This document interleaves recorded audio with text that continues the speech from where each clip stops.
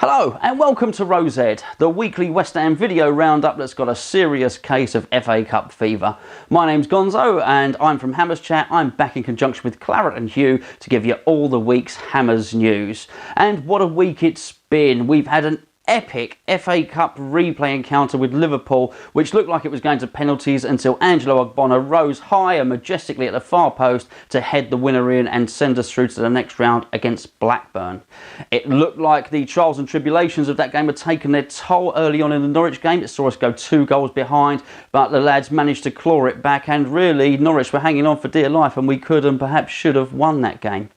The big news of the week has really been contract talk, and the latest news on that is Kouyate's contract. Now, he is just about to put pen to paper on a new 4.5-year deal. His representatives have been putting their heads together with David Sullivan, working long into the night, and that is imminent, that announcement, so we'll be looking forward to that soon. What's really pressed forward the case on that is Spurs have showed some interest again. They were sniffing around in the summer at 15 million, but I know that their people had made contact with Kouyate's representatives, and the fact that he's willing to sign for us is really a big feather in the cap, and probably 2 fingers up at Spurs as well.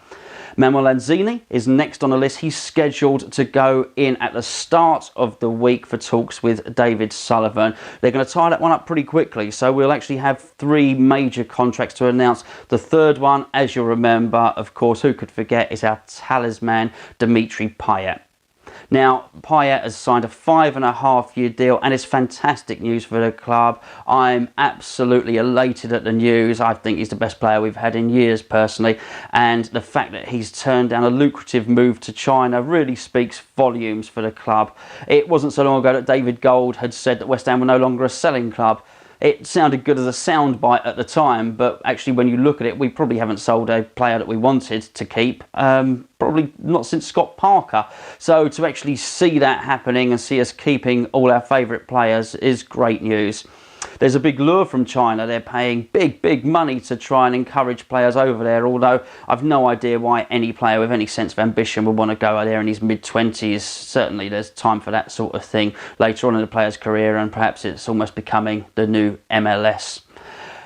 We've also looking at securing Martin Samuelsson's contract. Now, he will be coming back in the summer. He's on loan at Peterborough. For those of you that didn't watch it, he played in an FA Cup tie against West Brom in the week, and he really did show what he was made of. He's an extremely exciting prospect. I would perhaps expect Moses to be sent back to Chelsea next season, and even though Barry Fry, who's a director of football at Posh, would like to keep him, I think we'll see him back in the squad and really fighting for a first team place. I certainly rate him that highly.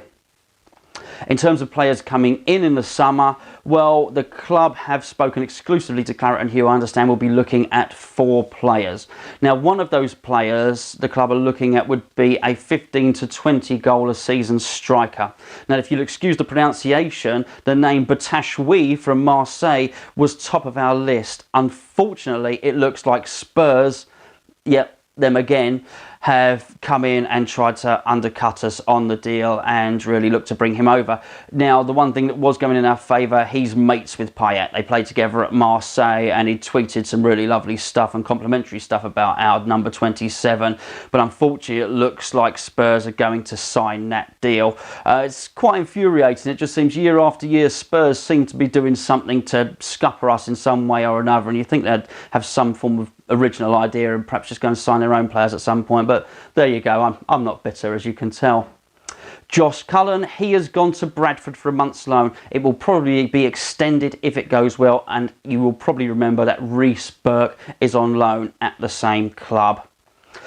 Some quite bad news really was Jack Collison. He's been forced to announce his retirement through injury. Now, lots of people have lots of memories of Jack. For me, it was the classy way that he handled himself when his father passed away. I do think he's a class act, and he's a lovely guy, so we wish him all the best. He's doing his coaching badges. I think he's in charge of the under-18s at Peterborough, and I think possibly there might be a fledgling media career for him, so all the very best, Jack.